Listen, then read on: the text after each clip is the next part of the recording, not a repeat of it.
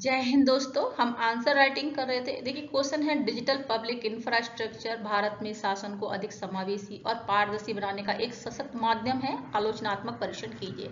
GS paper third में और second में क्वेश्चन आपको देखने को मिल सकता है। तो डिजिटल पब्लिक इंफ्रास्ट्रक्चर क्या है वो हम देखेंगे। ठीक है, देखिए इंट्रोडक्शन में क्या मेंशन करेंगे। डिजिटल पब्लिक इंफ्रास्ट्रक्चर से आशय उन डिजिटल प्लेटफॉर्मों से है जो पहचान, भुगतान और डेटा साझा करने की मूलभूत सुविधाएं प्रदान करते हैं। भारत में आधार, यूपीआई और डिजिलॉकर जैसे डिजिटल पब्लिक इंफ्रास्ट्रक्चर ने शासन की प्रकृति में संरचनात्मक बदलाव लाया है। तो हम इतना इंट्रोडक्शन में मेंशन कर देंगे। ठीक है, देखिए डिजिटल पब्लिक इंफ्रास्ट्रक्चर के सकारात्मक योगदान क्या है। समावेशी शासन हो गया, पारदर्शिता, दक्षता, नवाचार, आर्थिक विकास। ठीक है, समावेशी शासन में क्या लिखेंगे। आधार आधारित डायरेक्ट बेनिफिट ट्रांसफर, डीबीटी से कल्याणकारी योजना का लाभ सीधे लाभार्थियों तक पहुंचता है।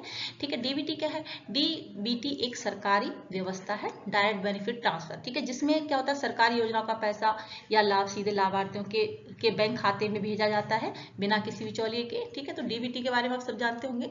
ठीक है, सेकंड, बैंकिंग या भुगतान सेवाओं में वित्तीय समावेशन बढ़ा है। ठीक है, डिजिटल पब्लिक इंफ्रास्ट्रक्चर से क्या हुआ है, बैंकिंग और भुगतान सेवाओं में वित्तीय समावेशन बढ़ा है। पारदर्शिता और दक्षता, देखिए लीकेज में कमी आई और बिचौलियों की भूमिका समाप्त हुई डिजिटल पब्लिक इंफ्रास्ट्रक्चर से। राइट, ठीक है, रियल टाइम भुगतान और सेवा वितरण संभव हुआ। ठीक है, नवाचार, आर्थिक विकास हुआ। देखिए यूपीआई ने फिनटेक नवाचार को बढ़ावा दिया। स्टार्टअप्स के लिए ओपन और स्केलेबल प्लेटफॉर्म उपलब्ध हुए। ठीक है, देखिए अब नवाचार आर्थिक विकास में जो यूपीआई ने फिनटेक नवाचार को बढ़ावा दिया। तो फिनटेक नवाचार क्या है, देखिए इसका मतलब क्या है, फिनटेक नवाचार क्या है। ठीक है, fintech equal to financial technology, यानी तकनीक का उपयोग करके वित्तीय सेवाओं को अधिक तेज, सस्ती, सुरक्षित और सुलभ बनाना। सरल शब्दों में कहें, जब बैंकिंग, भुगतान, बीमा, निवेश जैसी सेवाएं डिजिटल तकनीक से बेहतर बनाई जाती हैं तो उसे फिनटेक नवाचार कहते हैं। ठीक है, फिनटेक नवाचार के उदाहरण में आप यूपीआई या डिजिटल भुगतान लिख सकते हैं। ठीक है, देखिए चुनौतियां क्या हैं डिजिटल पब्लिक इंफ्रास्ट्रक्चर के से चुनौतियां क्या हैं। Digital divide. ठीक है, डिजिटल डिवाइड लास्ट क्वेश्चन हमने जब किया था, तो डिजिटल डिवाइड क्या है। डिजिटल डिवाइड उन क्षेत्र लोगों के बीच अंतर है जिनको क्या है, जिनके पास इंटरनेट जैसी सुविधाएं हैं और जिनके पास नहीं है, उनको किसको क्या बोलते हैं, डिजिटल डिवाइड।